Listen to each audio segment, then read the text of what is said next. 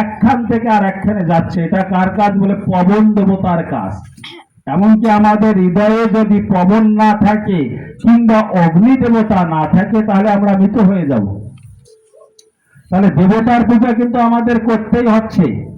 আরো শোনেন, আমাদের ব্রহ্ম বৈবর্ত পুরাণ প্রকৃতি খণ্ড 57 অধ্যায়ের 23 নং শ্লোকে বলা হলো, पूजिता साच कृष्णेन परमात्मना बिंदे बने ख्रीष्टाब्द गोलके रासमंडले।